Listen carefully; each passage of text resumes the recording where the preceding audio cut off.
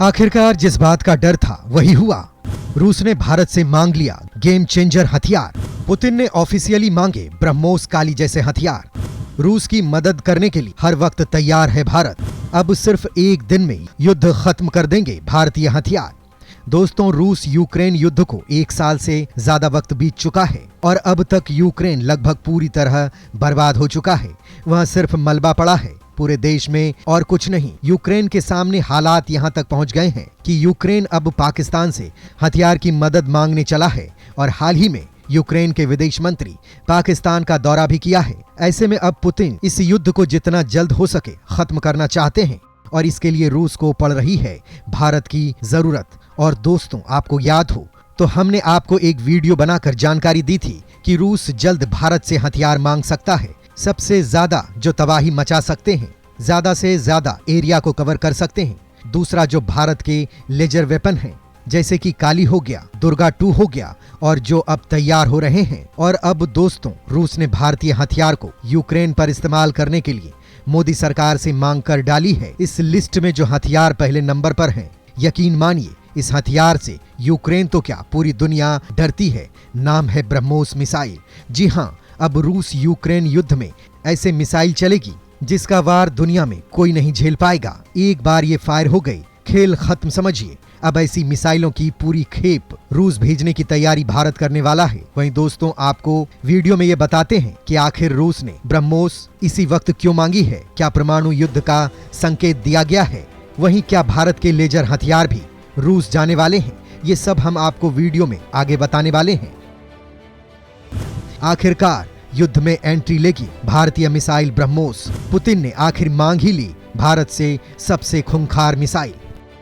दोस्तों, भारत इस वक्त चंद्रयान 3 के सफल लॉन्च से काफी खुश नजर आ रहा है और इसके 23 अगस्त को चंद्रमा पर पहुंचने का इंतजार कर रहा है। तो वहीं रूस से भारत के लिए खास मैसेज आया है जिसने भारत को हैरान कर दिया है तो बाकी देशों को परेशान। दरअसल दोस्तों, रूस ने भारत को ब्रह्मोस मिसाइल देने के लिए निवेदन किया है। ये खबर ऐसे वक्त में आई है जब यूक्रेन में रूस के ज्यादातर हथियार अमेरिकी डिफेंस सिस्टम के सामने फेल हो चुके हैं। वहीं अब तक का इतिहास ये रहा है कि रूस ने हमेशा से भारत को हथियार बेचा है और ये पहली बार है जब रूस भारत से हथियार खरीदने वाला है। यानी आप खुद देखिए भारत की ताकत कि भारत अब रूस को हथियार बेच रहा है।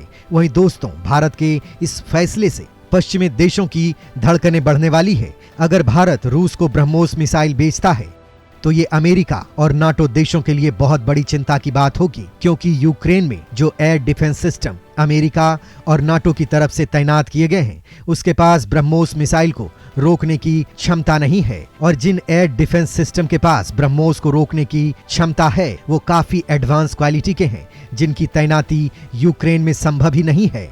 और दुनिया में सिर्फ अमेरिका के पास ही ब्रह्मोस मिसाइल को रोकने की क्षमता है। चीन के पास भी ये क्षमता नहीं है। एक रिपोर्ट के मुताबिक ब्रह्मोस एरोस्पेस के सीईओ और मैनेजिंग डायरेक्टर अतुल दिनकर राणे ने कहा कि उनकी कंपनी लगातार हवा से प्रक्षेपित ब्रह्मोस सुपरसोनिक क्रूज मिसाइल के लिए रूस को एक संभावित बाजार के रूप में देख रही है। उन्होंने दावा किया कि रूस के पास वर्तमान में ब्रह्मोस जैसा कोई भी मिसाइल सर्विस में नहीं है। राणे ने कहा कि अगर रूस ने इसे यूक्रेन में युद्ध से पहले खरीदा होता तो उनके पास मौजूदा स्थिति में उपयोग करने के लिए बहुत सी चीजें होती, यानी रूस के बाकी हथियार बेकार ही नहीं होते। अकेली ब्रह्मोस मिसाइल ही दुश्मनों को साफ कर चुकी होती। दोस्तों, आपको बता दें कि रूस संभावित रूप से ब्रह्मोस का इस्तेमाल अपनी P-800 ओनिक्स मिसाइल ब्रह्मोस के सोवियत युग के पूर्ववर्ती की तरह कर सकता है, जबकि P-800 ओनिक्स को एक जहाज रोधी मिसाइल के रूप में डिजाइन किया गया है। इसका उपयोग सीरिया, यूक्रेन में जमीनी लक्ष्यों के खिलाफ किया गया था।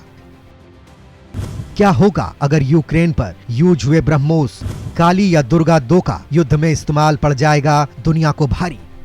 एशिया टाइम्स के मुताबिक यदि रूस यूक्रेन में ब्रह्मोस मिसाइल का उपयोग करता है तो पश्चिमी देशों के पास ब्रह्मोस मिसाइल का मुकाबला करने के लिए कोई भी हथियार नहीं होगा। स्टॉर्म शेडो जैसी पश्चिमी क्रूज मिसाइलें सब सोनिक डिजाइन की हैं, जो ब्रह्मोस मिसाइल को रोकने की काबिलियत नहीं रखती हैं। यूक्रेन में रूस की बहुप्रचारित किंजल मिसाइल फेल हो चुकी है और रूस को अपने इस मिसाइल से काफी ज्यादा उम्मीद थी, जिसके बाद रूस को भारत से ब्रह्मोस मिसाइल खरीदने के लिए मजबूर होना पड़ सकता है। हालांकि अभी तक ये तय नहीं है कि क्या यूक्रेन युद्ध के समय भारत सरकार ब्रह्मोस कंपनी को रूस को ब्रह्मोस मिसाइल बेचने की इजाजत देगी या नहीं, क्योंकि ऐसा करने पर भारत को पश्चिमी देशों से गुस्से का सामना करना पड़ सकता है। हालांकि भारत ऐसे किसी भी देश के दबाव में अब नहीं आने वाला है। वहीं दोस्तों ये भी बताया जा रहा है कि रूस भारत से काली और दुर्गा 2 जैसे हथियार भी मंगवा सकता है। अगर ऐसा हुआ तो दुनिया को एक अलग ही तबाही देखने को मिलेगी, क्योंकि काली लेजर हथियार बहुत ज्यादा खतरनाक है।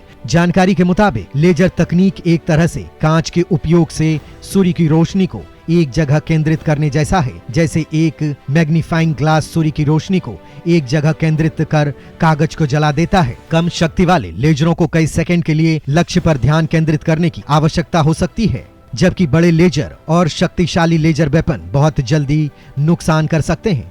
तुलना के लिए एक क्रूज मिसाइल में गाइडेंस सिस्टम, वारहेड, ईंधन और टर्बोजेट इंजन जुड़ा रहता है, जो मिसाइल को लक्ष्य तक ले जाने में मदद करते हैं। लेजर वेपन ऐसे क्रूज मिसाइल के गाइडेंस सिस्टम को क्षण भर में ही पिघला सकता है। साथ ही यह हथियार वॉरहेड या फ्यूल टैंक में विस्फोट करने की क्षमता रखता है। ऐसे में गाइडेंस सिस्टम और वॉरहेड या फ्यूल टैंक में विस्फोट होने से एरोडायनोमिकली मिसाइलें अनस्टेबल होकर क्रैश हो जाते हैं। इनका इस्तेमाल लड़ाकू विमानों, ड्रोन और हेलीकॉप्टर को गिराने में भी किया जाता है। साथ ही लड़ाकू विमान के पायलट को अंधा करने की इसकी क्षमता इसे बेहद विनाशकारी बना देती है। ये लेजर सिस्टम रडार की भी पकड़ में नहीं आते हैं। दुर्गा लेजर तकनीक का इस्तेमाल कर दूर से आ रही किसी भी बैलिस्टिक मिसाइल को पलक झपकते ही नेस्त नाबूद कर सकती है। दुर्गा की स्पीड ना तो दुश्मनों को संभलने का मौका देगी और ना ही हमले का कोई सबूत छोड़ेगी। खैर दोस्तों, आपके मुताबिक क्या भारत को ब्रह्मोस के साथ साथ काली या दुर्गा 2 जैसे हथियार भी रूस को देने चाहिए, हाँ या नहीं? क्योंकि भारत के लेजर हथियार काफी ज्यादा खतरनाक हैं और इनका युद्ध में इस्तेमाल दुनिया के लिए भारी पड़ सकता है। जो भी आपके विचार हों, कमेंट के जरिए जरूर बताइएगा।